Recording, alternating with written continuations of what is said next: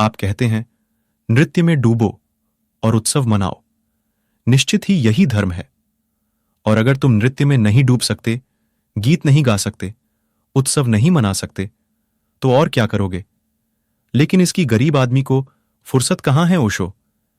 पहली तो बात है, तुम अपनी फिक्र के लिए यहां आए हो कि सबकी फिक्र के लिए? तुमने कोई ठेका लिया है सारे लोगों की फिक्र का?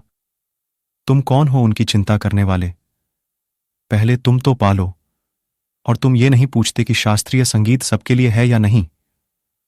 और तुम ये नहीं पूछते कि शेक्सपियर के नाटक और कालिदास के शास्त्र और भवभूति की रचनाएं और रविंद्रनाथ के गीत सबके लिए हैं या नहीं। तब तुम यह नहीं कहते कि कोई सस्ते कालिदास क्यों पैदा नहीं किए जाते, जो सर्वसुलभ हों। धर्म के लिए ही क्यों यह आग्रह है तुम्हारा? धर्म को लोगों ने समझ रखा है, दो कौड़ी की चीज होनी चाहिए, सस्ती होनी चाहिए, सर्वसुलभ होनी चाहिए। और धर्म इस जीवन में सबसे कीमती चीज है, सबसे बहुमूल्य। यह तो जीवन का परम शिखर है।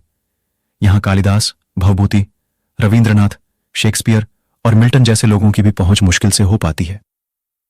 यहां आइंस्टीन और न्यूटन और एडिंगटन जैसे वैज्ञानिकों तक की पहुंच नहीं हो पाती। सर्वसाधारण की तो बात ही तुम छोड़ दो। यहां तो कोई बुद्ध, कोई महावीर, कोई कृष्ण, कोई जीसस अंगुली पर इन्हीं गिने लोग पहुंच पाए। मैं क्या करूं? नियम यह है, एस धम्मो सनातनो। धर्म तो परम शिखर है। इसके लिए तो प्रतिभा चाहिए, इसके लिए तो बड़ी प्रखर प्रतिभा चाहिए, क्योंकि यह जीवन के आखिरी तत्व को खोज लेना है। तुम्हारा प्रश्न सोचने जैसा है, और पहले प्रश्न के संदर्भ में इसको लेना तो आसान हो जाएगा समझना। कहते हो, आप कहते हैं कि नृत्य में डूबो, उत्सव मनाओ, गीत गाओ, यही धर्म है। निश्चित ही यही धर्म है। और अगर तुम नृत्य में नहीं डूब सकते, गीत नहीं गा सकते, उत्सव नहीं मना सकते, तो और क्या करोगे? तुम कहते हो, इसकी फुर्सत कहां है? और चिलम पीने की फुर्सत है, और ताश खेलने की फुर्सत है, और अभी बरसात में चौपड़ बिछाकर बैठने की फुर्सत है, और आल्हा उदल गाने की फुर्सत है। किन गमवारों की बात कर रहे हो यहां? ये ही गमवार गांवों में बैठकर हनुमान चालीसा पढ़ रहे हैं, और हनुमान जी की पूजा करने की फुर्सत है। और गीत गाने की फुर्सत नहीं, और नाचने की फुर्सत नहीं, और उपद्रव करने की फुर्सत है। हिंदू मुस्लिम दंगा करना हो तो बिल्कुल फुर्सत है, और बलात्कार करना हो तो फुर्सत है। हरिजनों के झोपड़े जलाने हो तो फुर्सत है, और चुनाव लड़ना हो तो फुर्सत है। जो मर गए हैं बिल्कुल, वे भी वोट देने पहुंच जाते हैं लोगों के कंधों पर बैठकर। अंधे, लंगड़े, लूले, इनको चुनाव में रस है। और अगर इनसे कहो उत्सव, तो चिंतामणि पाठक को बड़ी चिंता पैदा हो रही है। तुम कहते हो, फुर्सत कहां है लोगों को? निर्धनता का अभिशाप झेल रहे हैं। कौन जिम्मेवार है? अगर झेल रहे हैं तो खुद जिम्मेवार हैं। और तुम जैसे लोग जिम्मेवार हैं, जो उनकी निर्धनता का किसी तरह का सुरक्षा का उपाय खोज रहे हो। क्यों झेल रहे हैं निर्धनता का अभिशाप? 5000 साल से क्या भाड़ झोंकते रहे? अमेरिका 300 साल में समृद्ध हो गया। कुल 300 साल का इतिहास है, और दुनिया के शिखर पर पहुंच गया। तुम क्या कर रहे हो? तुम्हें लेकिन फुर्सत है रामचरितमानस पढ़ने की, हर साल रामलीला खेलने की। वही गांव के गुंडे राम बन जाएंगे और उनके पैर छूने की, और गांव का कोई मूर्ख सीता बन जाएगा। और तुम जानते हो कि कौन है यह? मूंछें मुड़ाए खड़ा हुआ है, और सीता मैया, सीता मैया कर रहे हो। तुम्हें फुर्सत है कि समय कैसे काटें। हर तरह से समय बर्बाद करने की फुर्सत है, मगर आलसी है, बेईमान है। और तुम्हारे महात्माओं ने तुम्हें बेईमानी और आलसीपन सिखाया है। वे तुम्हें सिखा गए कि क्या करना है। अरे, सबको देखने वाला भगवान है। जब उसकी मर्जी होगी छप्पर फाड़ कर देता है। अभी तक किसी को छप्पर फाड़ कर दिया देखा नहीं, और देगा भी तो संभल कर बैठना, खोपड़ी ना खुल जाए, छप्पर ही न गिर जाए कहीं।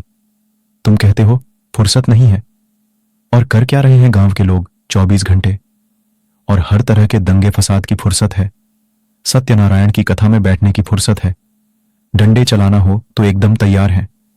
नागपंचमी में दंगल करना हो तो दंगल के लिए तैयार हैं। सांप की पूजा करनी हो तो ये तैयार है।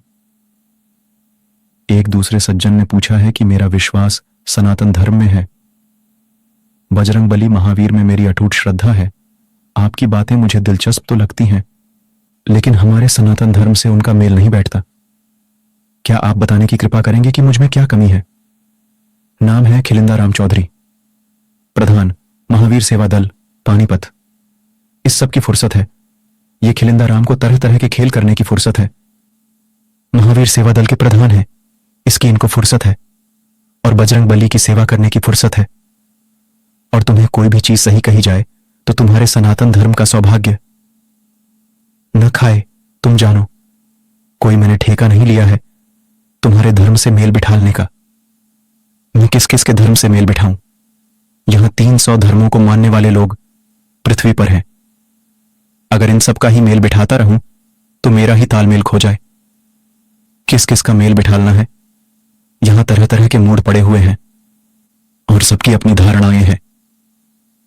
अब तुम्हारी अटूट श्रद्धा बजरंगबली में है। तुम आदमी हो या क्या हो, और कमी पूछ रहे हो? बजरंगबली से ही पूछ लेना, वे खुद ही हंसते होंगे कि यह देखो मूर्ख, खिलिंदा राम होकर और बजरंगबली की सेवा कर रहे हैं। आजकल बजरंगबली तक राम की सेवा नहीं कर रहे हैं, क्योंकि उनको दूसरी रामलीला में ज्यादा पैसे पर नौकरी मिल गई। इस तरह से लोगों से यह देश भरा हुआ है। जमाने भर की जड़ता को तुम सनातन धर्म कहते हो, हर तरह के अंधविश्वास को तुम सनातन धर्म कहते हो, और तुम्हें जब कोई अनुभव नहीं है, तुम्हें अटूट श्रद्धा कैसे हो गई? और अटूट श्रद्धा थी तो यहां किस लिए आए हो? तुड़वाने आए हो श्रद्धा। बजरंगबली तो वहीं उपलब्ध है पानीपत में। खुद पानी पियो, उनको पिलाओ। यहां किस लिए आए हो? श्रद्धा तुड़वानी है? और दिलचस्पी मत लो मेरी बातों में, खतरनाक हैं ये बातें।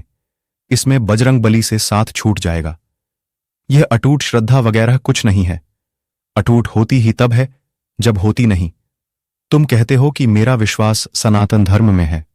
कैसे तुम्हारा विश्वास है? किस आधार पर तुम्हारा विश्वास है?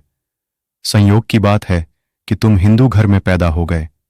तुमको बचपन में उठाकर मुसलमान के घर में रख देते तो तुम्हारी अटूट श्रद्धा इस्लाम में होती, हिंदुओं के गले काटते।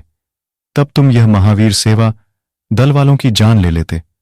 तब तुम कुछ और दल बनाते, रजाकार। तब तुम दूसरा झंडा खड़ा करते कि इस्लाम खतरे में है और मेरा विश्वास इस्लाम में है। और तुम ईसाई घर में पैदा हो जाते तो तुम यही उपद्रव वहां करते। तुम्हारा विश्वास है कैसे? किस आधार पर तुम्हारा विश्वास है? सिर्फ यही ना कि तुम्हारे मां बाप ने तुम्हें यह सिखा दिया कि हनुमान जी हैं, ये पत्थर की मूर्ति नहीं है, इनकी सेवा करो, इन्हें नाराज मत करना, हनुमान चालीसा पढ़ो। यह बेटा बहुत फल देंगे, ये बड़े भोले भाले हैं, इनको मना लेना बड़ा आसान है, जो चाहोगे ये कर देंगे। इसी सब पागलपन के पीछे तो यह देश गरीब है। यह सारा श्रम अगर देश को समृद्ध बनाने में लगे तो इस देश के पास बड़ी समृद्ध पृथ्वी है और हमारे पास 5000 साल का अनुभव होना चाहिए था। हमें तो दुनिया में शिखर पर होना था। मगर एक तरफ अंधविश्वास और दूसरी तरफ तुम्हारे महात्मागण जो कह रहे हैं सब त्यागो, सब छोड़ो, भौतिकता छोड़ो, तो गरीब न रहोगे तो क्या होगा?